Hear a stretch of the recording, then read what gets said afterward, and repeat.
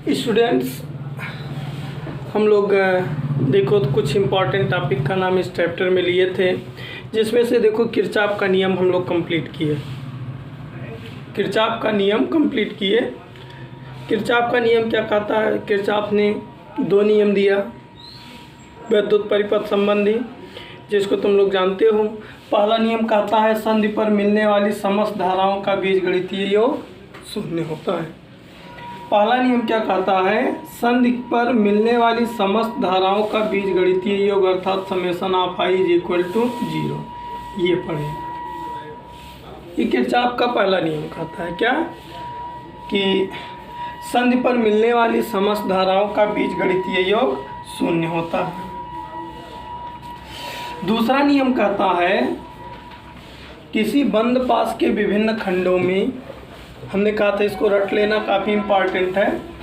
दूसरा नियम क्या कहता है? देखो, किसी बंद पास के विभिन्न खंडों में बहने वाली धारा और उनके संगत प्रतिरोध का बीजगणितीय योग। ध्यान दो, किसी बंद पास में बहने वाली धारा तथा उनके संगत प्रतिरोध के गुणनफल का बीजगणितीय योग।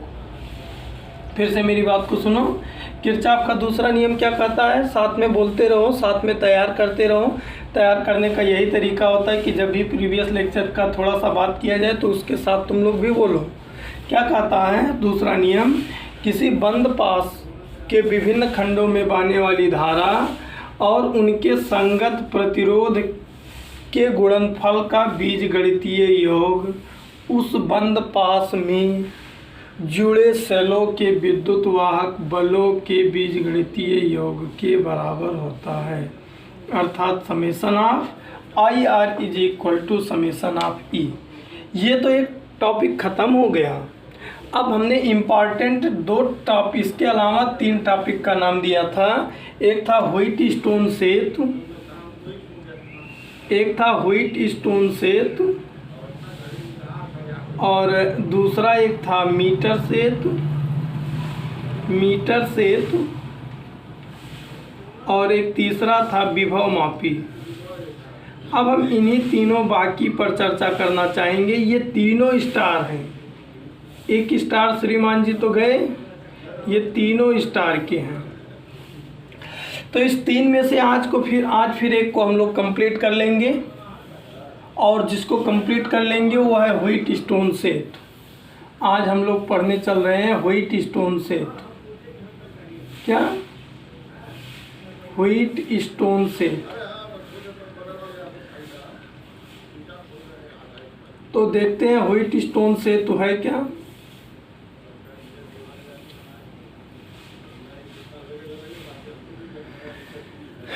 इंग्लैंड के एक साइंटिस्ट थे, पहले इसके बारे में जान लेते हैं थोड़ा सा, तब इसको पढ़ने में काफ़ी इंटरेस्टिंग होगा और मज़ा भी आएगा। और ये तुम लोगों को बोर्ड एग्ज़ाम में 3 नंबर दे सकता है। ये तुम लोगों को बोर्ड एग्ज़ाम में 3 नंबर दे सकता है। तो अब हम देख रहे हैं व्हीटस्टोन सेतु है क्या। व्हीटस्टोन सेतु को देखो, यहाँ पर इंग्लैंड के वैज्ञानिक थे व्हीटस्टोन, उन्होंने बनाया था।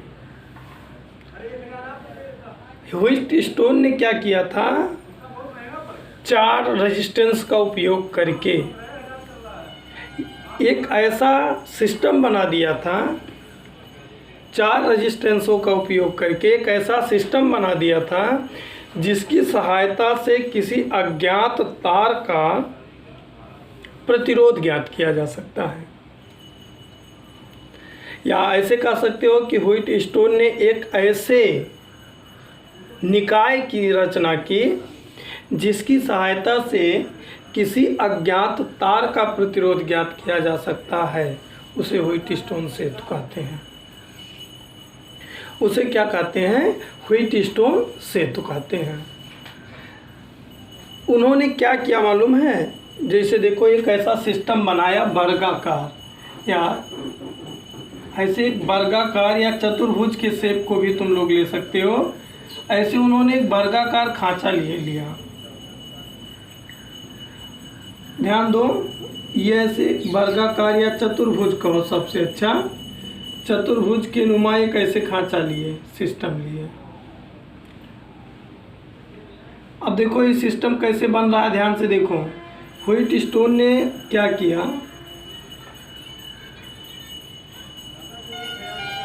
व्हाइट स्टोन ने 4 रेजिस्टेंस का उपयोग किया था। व्हाइट स्टोन ने 4 रेजिस्टेंस का उपयोग किया था।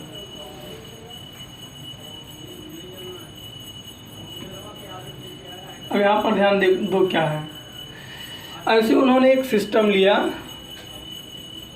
और ये ऐसा सिस्टम लिए उन्होंने कि बीच बीच में खांचे कटे हुए थे, बीच बीच में खांचे कटे हुए थे। अब आगे ध्यान से समझो, हम बार बार तुम लोगों से क्या कह रहे हैं उसको देखो। व्हाइट स्टोन ने 4 रेजिस्टेंस का उपयोग किया, 4 रेजिस्टेंस। उन 4 रेजिस्टेंसों में से 3 का रेजिस्टेंस मालूम था। इन 4 रेजिस्टेंसों में से 3 का रेजिस्टेंस मालूम था, यानी 3 का प्रतिरोध मालूम था और 1 का प्रतिरोध मालूम नहीं था। इसका प्रतिरोध ज्ञात था और इस 1 का प्रतिरोध ज्ञात नहीं था, अज्ञात था, प्रतिरोध ज्ञात नहीं था। बहुत ध्यान से देखो, बहुत इजी, अभी समझने के बाद बहुत इजी हो जाएगा। व्हाइट स्टोन ने ऐसा सर्किट लिया जिसमें 4 रेजिस्टेंस का उपयोग किए। 4 रेजिस्टेंस में से 3 का रेजिस्टेंस मालूम था और 1 का नहीं मालूम था। उन चारों अज्ञात तारों को क्या कर दिए, इसी में कस दिए।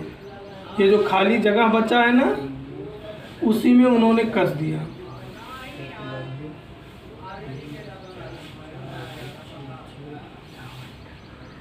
ऐसे उसी में उन्होंने कस दिया और उसका नाम दे दिए PQ।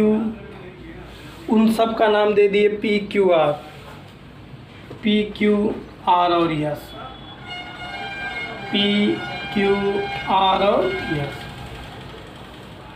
बात तो यहाँ तक कुछ समझ में आई होगी। व्हाइट स्टोन ने क्या किया, 4 रेजिस्टेंस का यूज किया। 4 में से 3 का रेजिस्टेंस मालूम था और तीसरे का रेजिस्टेंस नहीं मालूम था। और अब देखो उन्होंने क्या किया, ये जो विकर्ण है ना, इस विकर्ण में धारा मापी जोड़ दिए। इस विकर्ण में धारा मापी और एक कुंजी जोड़ दिए। इस कुंजी का नाम हम K2 दे रहे हैं। और ये जो दूसरा विकर्ण है ना, इसमें बैटरी जोड़ दिए। तो यहाँ बनाने में दिक्कत होगी, इसलिए हम इधर कर दे रहे हैं। देखो जो एक दूसरा विकर्ण बचा, इस विकर्ण में उन्होंने एक बैटरी जोड़ दिया था। उन्होंने क्या कर दिया था, बैटरी ई जोड़ दिया था और एक कुंजी इसलिए लगा दिए थे ताकि धारा का प्रवाह कंट्रोल किया जा सके, कुंजी केवल। यही पूरा सिस्टम व्हाइट स्टोन सेतु कहलाता है। यही पूरा सिस्टम क्या कहलाता है, व्हाइट स्टोन सेतु कहलाता है। अभी देखो इसका पूरा सिस्टम जब समझ लोगे बहुत क्लियर हो जाएगा। देखो व्हाइट स्टोन सेतु क्या है, कैसे बना। व्हाइट स्टोन नाम के इंग्लैंड के एक साइंटिस्ट थे जिन्होंने 4 रेजिस्टेंस का उपयोग किया। 4 में से 3 रेजिस्टेंस का रेजिस्टेंस मालूम था और 1 का मालूम नहीं था। उन्होंने क्या किया, उन चारों रेजिस्टेंसों को देखो हम PQRS नाम दिए हैं, एक चतुर्भुज के चारों भुजाओं में जोड़ दिए। किसी चतुर्भुज के चारों भुजाओं में क्या कर दिए, जोड़ दिए। और चतुर्भुज के विकर्ण, एक विकर्ण में धारा मापी जोड़ दिए और कुंजी K2 जोड़ दिए और दूसरे विकर्ण में एक बैटरी जोड़ दिए। और ये जो सिस्टम बन गया उसको उन्होंने व्हाइट स्टोन सेतु नाम दिया। इसी सिस्टम का आविष्कार व्हाइट स्टोन सेतु ने किया था। इसी सिस्टम का आविष्कार व्हाइट स्टोन सेतु ने किया था। इसी का डिफिनेशन अगर कोई पूछे व्हाइट स्टोन सेतु क्या है, तो कहोगे व्हाइट स्टोन सेतु व्हाइट स्टोन के द्वारा बनाया गया एक ऐसा निकाय है जिसकी सहायता से किसी अज्ञात तार का प्रतिरोध ज्ञात किया जा सकता है। क्या कहोगे, व्हाइट स्टोन सेतु व्हाइट स्टोन के द्वारा बनाया गया एक ऐसा निकाय है जिसकी सहायता से किसी अज्ञात तार का प्रतिरोध ज्ञात किया जा सकता है। कैसे ज्ञात किया जा सकता है इसको अभी हम तुम लोगों को बता रहे हैं। नीचे हेडिंग डाल देना संरचना। संरचना में क्या लिखना, देखो संरचना में क्या लिखना कि किसी चतुर्भुज के चारों भुजाओं पर, अभी हम इसका नोट देंगे, किसी चतुर्भुज की चारों भुजाओं पर क्या किए थे उन्होंने, चारों भुजाओं पर क्या किए, कोई ये जो प्रतिरोध तार था उसको जोड़ दिए और इसके एक विकर्ण BD पर धारामापी और कुंजी K2 जोड़ दिए, धारामापी और कुंजी K2 जोड़ दिए और जो दूसरा वाला विकर्ण बचा उस दूसरे विकर्ण पर बैटरी जोड़ दिए और कुंजी K1 जोड़ दिए। अब देखो ये सिस्टम किस काम में आएगा, अज्ञात तार का प्रतिरोध निकालने में कैसे काम आएगा। ये देखो हमने कहा कि उन्होंने इस पर एक सिद्धांत भी दिया था, उसको हम पहले लिख दें तब अभी प्रूफ करेंगे तो समझ में आएगा। उन्होंने इस पर एक सिद्धांत दिया था P/Q बराबर R/S। अब देखो इसी से उन्होंने एक प्रिंसिपल प्रूफ कर दिया था P/Q बराबर R/S। पहले तुम लोगों की तकलीफ़ें दूर कर दें कि इसका यूज क्या है ताकि तुम लोगों का पढ़ने में इंटरेस्ट बढ़ जाए। व्हिट स्टोन सेट क्या है, संरचना बनी कैसे, दोनों चीज़ें समझ में आ गई। कैसे बनी है, चतुर्भुज के चारों भुजाओं पर PQRS अज्ञात प्रतिरोध जो प्रतिरोध था जोड़ दिए हैं, एक विकर्ण में धारामापी और कुंजी K2 जोड़ दिए हैं और दूसरे विकर्ण AC में बैटरी और कुंजी K1 जोड़ दिए। देखो इसके सहारे उन्होंने एक सिद्धांत दिया था अपना P/Q बराबर R/S। ये देखो PQR और S है क्या, PQRS ये सभी प्रतिरोध हैं, ये सभी क्या है, प्रतिरोध तार हैं। क्या है, प्रतिरोध तार है। तुमको ये भी मालूम है इसमें से किसी तीन का प्रतिरोध ज्ञात है, किसी तीन का प्रतिरोध ज्ञात है, एक का प्रतिरोध ज्ञात नहीं है। अब मुझे ये बताओ, अगर हम तुमको ये फार्मूला दे दें P/Q बराबर R/S, इस चार में से तीन का मान मालूम हो और एक का मान ना मालूम हो तो निकाल नहीं दोगे, बोलो, बहुत आसानी से निकाल दोगे। तीन का मान रख दोगे और चौथा फट से आ जाएगा, चौथा फट से क्या होगा, आ जाएगा। तो इसके सहारे उन्होंने यही प्रिंसिपल दिया था P/Q बराबर R/S का।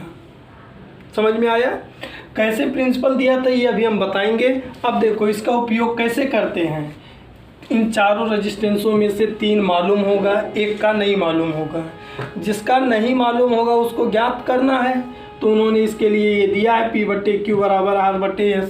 इनमें से तीन मालूम है, जब चौथा नहीं मालूम है तो इसी पर रख के सॉल्व कर लोगे। अब इसका यूज हम लोग कैसे करते हैं, ध्यान से देखो।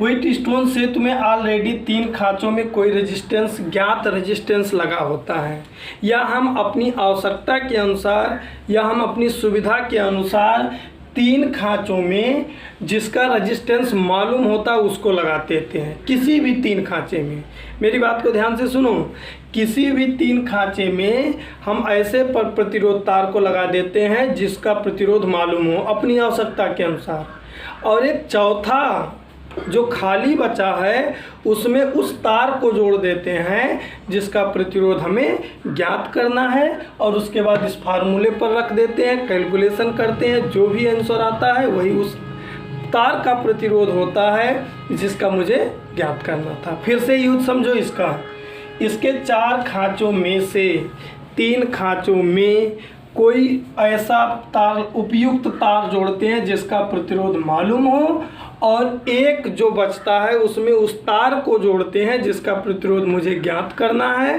फिर अपना फार्मूला जो हम निकाले हैं P/Q बराबर R/S उसका यूज कर लेते हैं। अब देखो कैसे ये सिस्टम काम करता है। देखो जब कुंजी K1 को ऑन कर दोगे, मेरी बात को ध्यान से सुनो, अब फिर से अब इसका अगला स्टेप शुरू हो गया। जब कुंजी K1 को ऑन कर दोगे तो बैटरी से धारा जाएगी, मान लो I एम्पियर की धारा चली, तो देखो यहाँ से धारा I एम्पियर जो है वो बट जाएगा, I1 ऊपर चला जाएगा और I2 नीचे चला आएगा। कुंजी ये K2 चालू है नहीं तो I2 इधर चला आएगा, I1 यहाँ चला आएगा और बाहर फिर से I चला आएगा। ठीक, ये सर्किट हो गई। अब देखो प्रतिरोध अज्ञात तार का प्रतिरोध देखने के लिए हम काम कैसे करते हैं। अज्ञात तार का प्रतिरोध निकालने के लिए हम काम कैसे करते हैं। सबसे पहले कुंजी K1 को ऑन करते हैं। कुंजी K1 का ऑन करते ही पूरे सर्किट में धारा का प्रवाह होने लगेगा, कोई डाउट नहीं। जैसे ही हम कुंजी K1 को ऑन करेंगे तो पूरे परिपथ में धारा का प्रवाह होने लगेगा। जब पूरे परिपथ में धारा का प्रवाह होने लगेगा तो हम कुंजी K2 को ऑन कर लेंगे। अगर कुंजी K2, ध्यान से सुनना यहीं पर, पूरी बात को कंसंट्रेट होके, अगर कुंजी K2 को ऑन करने पर ये जो धारा मापी लगा है उसमें कोई विक्षेप उत्पन्न नहीं होता है तो ये माना जाता है कि ये जो पूरा सिस्टम है संतुलन की अवस्था में है। अगर धारा मापी विक्षेपित हो गई तो ये संतुलन की अवस्था में नहीं होगी, और जब ये संतुलन की अवस्था में नहीं होगी तो ये मुझे गलत आंसर देगा। ठीक, क्या करते हैं ध्यान दो। सबसे पहले कुंजी K1 को ऑन करके इसमें धारा प्रवाहित करते हैं, और जब धारा प्रवाहित होने लगती है तो कुंजी K2 को ऑन करते हैं। अगर कुंजी K2 ऑन करने पर धारा मापी में कोई विक्षेप नहीं होता है तो यह मान लिया जाता है कि यह निकाय संतुलन की अवस्था में है। अब ये काम करने लायक है। ठीक, अब देखो जब इतना तुम लोग समझ लिए तो अब देखो इसमें दो बंद पास बन रहे हैं। इसमें दो बंद पास बन रहे हैं। देखो एक बंद पास बन रहा है, किरचॉफ का नियम पढ़ाए हैं। एक बंद पास बन रहा है, ध्यान से देखो, यहाँ तक समझने के बाद इस सर्किट में दो बंद पास बन रहा है, A B D A। बंद पास बहुत से बन रहे हैं लेकिन हम जिसका यूज करेंगे उसकी बात कर रहे हैं। A B D A, A B D A, ये देखो बंद पास हम ऐसे सपोज किए हैं। एक और बंद पास बन रहा है, देखो एक बंद पास बन रहा है, बंद पास B C D B, B C D B, ये बंद पास हम ऐसे सपोज किए हैं। बंद पास में कोई दिक्कत नहीं। अब जब बंद पास तुम लोगों को नहीं समझने में दिक्कत है तो अब इसी दोनों बंद पासों पर किरचॉफ का नियम लगा दो और देखो, लिखो बंद पास, ध्यान से देखो यहाँ पर बंद पास कौन सा, A B D A, A B D A में किरचॉफ के दूसरे नियम से, किरचॉफ के दूसरे नियम से, किरचॉफ का दूसरा नियम क्या कहता है, देखो धारा ये summation of IR is equal to summation of E। तो देखो A से चलना शुरू करो, A से B के बीच में कोई रेजिस्टेंस है, A से B के बीच में कोई रेजिस्टेंस है तो है P रेजिस्टेंस है। देखो A से B के बीच में P रेजिस्टेंस है। P में कितनी धारा जा रही है, I1। देखो हम इसको पॉजिटिव लेंगे, जानते हो क्यों, हम पास A से B की ओर जा रहे हैं और धारा भी A से B की ओर जा रही है। लाइन देखो, फिर B से D के बीच चले आओ, कोई रेजिस्टेंस नहीं है। D से A में आओ, D से A में रेजिस्टेंस है R में धारा बह रही है I2, लेकिन हम इसको निगेटिव लेंगे। देखो निगेटिव क्यों लेंगे, हम D से मतलब ऊपर जा रहे हैं, देखो हम ऊपर जा रहे हैं ऐसे, और धारा नीचे आ रहा है। हमने कहा था जब लूप के अपोजिट, चाहे धारा हो चाहे विद्युत वाहक बल हो, लूप के अपोजिट अगर मिला तो उसको निगेटिव ले लेना।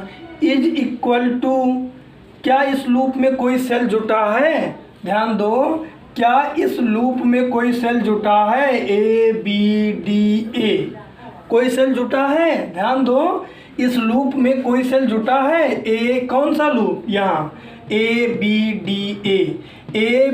डी ए में कोई सेल ही नहीं जुटा है, मतलब जीरो। मतलब जीरो, सेल का विद्युत आघूर्ण बल वहाँ पर जीरो है। माइनस को प्लस करना चाहें तो I1P is equal to I2R, equation number 1 मान लो। ठीक, ऐसे देखो एक और बंद पास बन रहा है। बंद पास, वो बंद पास देखो क्या है? BCDB में किरचॉफ के दूसरे नियम से देखो B से C तक कोई रेजिस्टेंस Q है, Q में बहने वाली धारा I1 है, Q में बहने वाली धारा क्या है? अब देखो B से C और C से D में S रेजिस्टेंस है और S रेजिस्टेंस में बहने वाली धारा I2, लेकिन हम निगेटिव लेंगे क्योंकि हम नीचे आ रहे हैं और करंट ऊपर जा रहा है। निगेटिव, यहाँ पर निगेटिव। क्या इसमें कोई रेजिस्टेंस जुटा हो? BCDB में कोई सेल है? नहीं है, इज इक्वल टू 0। अब इसको हम सॉल्व करेंगे तो I1Q is equal to I2S, इसको इक्वेशन नंबर 2 मान लेंगे। इसको हम का क्या मान लेंगे? इक्वेशन नंबर 2 मान लेंगे। अब इसी दोनों समीकरण को हल करेंगे तो यहाँ पर ध्यान दो, लिख रहे हैं समीकरण 1 व 2 से। तो देखो समीकरण हम ऊपर मिटाकर फिर से लिख रहे हैं, समीकरण 1 व 2 से। तो देखो समीकरण 1 क्या मिला है हमको? समीकरण 1 व 2 से I1P is equal to I2R, I1P is equal to I2। अगर भाग दे दें 2 से तो 2 में क्या है? I1Q is equal to I2S। ये देखो I1 cancel, I2 cancel, P बटे Q बराबर क्या हो गया? R बटे, हमने पहले ही कहा था यही इनका प्रिंसिपल है। अब इसको वीडियो को रोक रोक के तुम लोग देख लेना, समझ लेना, और अब इसका जल्दी से तुम लोग नोट लिख डालो। लिखो इसमें व्हीट स्टोन सेट, लिखो जल्दी से, व्हीट स्टोन सेट प्रतिरोधों का एक विशेष व्यवस्था। व्हीट स्टोन सेतु ने प्रतिरोधों की एक विशेष व्यवस्था का आविष्कार किया जिसके द्वारा किसी चालक का प्रतिरोध ज्ञात किया जा सकता है। ठीक, इतने कोई नोटेड कामा में कर लो। फिर उसके नीचे लिखो, इसमें 4 प्रतिरोधों को, इन्वर्टेड कामा में करके लाइन बदल कर लिखो, इसमें 4 प्रतिरोधों को श्रेणी क्रम में जोड़कर, 4 प्रतिरोधों को श्रेणी क्रम में जोड़कर एक चतुर्भुज बनाते हैं। इस चतुर्भुज के विकर्ण में एक धारामापी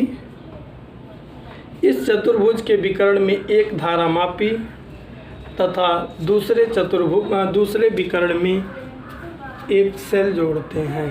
देखो यही तो हम काम किए हैं, चतुर्भुजों का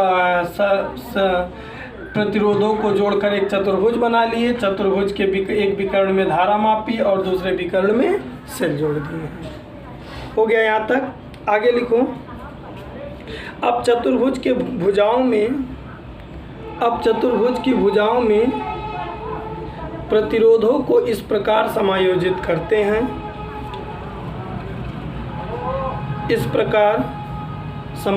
करते हैं, कि सेल द्वारा सेतु में वैद्युत धारा प्रवाहित करने पर धारामापी में कोई विक्षेप न हो। सेल द्वारा सेतु में धारा प्रवाहित होने पर से धारा मापी में कोई विक्षेप ना हो।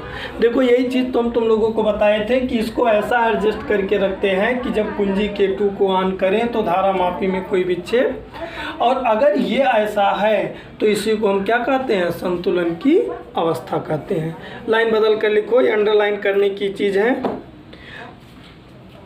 लिखो आगे, तो इस अवस्था को सेतु की संतुलन की अवस्था कहा जाता है। इस दशा को सेतु की संतुलन की अवस्था कहा जाता है। आगे फिर लिखो, फिर आगे लिखो, इस दशा में चतुर्भुज के किन्हीं दो संलग्न भुजाओं, चतुर्भुज के किन्हीं दो संलग्न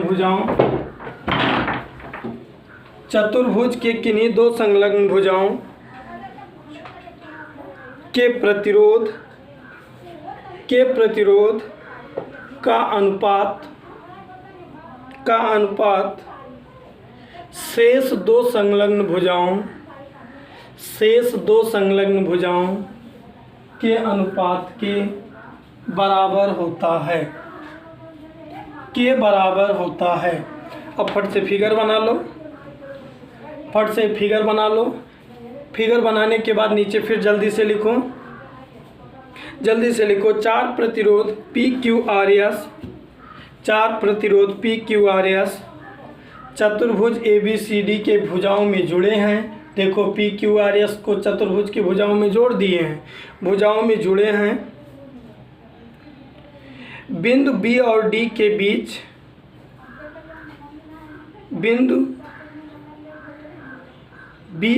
के बीच एक धारामापी तथा कुंजी K2 जोड़ते हैं, तथा बिंदु A और C के बीच में एक बैटरी तथा कुंजी K1 जोड़ते हैं। जब कुंजी K1 को ऑन करते हैं तो सेतु के विभिन्न खंडों में I1 व I2 धारा प्रवाहित होने लगती है।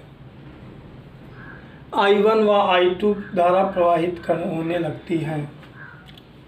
जब यह सेतु संतुलन की अवस्था में होता है तो भुजा BD में कोई धारा प्रवाहित नहीं होती है। इस प्रकार बंद पास, लाइन बदल कर वही जो समझाए हैं, बंद पास A में किरचॉफ के दूसरे नियम से I1P minus I2R is equal to 0 और I1P is equal to I2R equation number first. फिर लिखो बंद पास BCDB में किरचॉफ के दूसरे नियम से I1Q minus I2S is equal to 0 और I1Q is equal to I2S, समीकरण नंबर 2। फिर लिखो समीकरण 1 में 2 से भाग देने पर, समीकरण 1 में 2 से भाग देने पर I1P by I1Q is equal to I2 या R by I2S, I2 cancel, I1 cancel, P by Q is equal to R by S। नीचे लिख देना, यही व्हाइट स्टोन सेतु के संतुलन अवस्था का सूत्र है। अब इसको समझना, कल तुम लोगों को मीटर सेतु पढ़ाएंगे।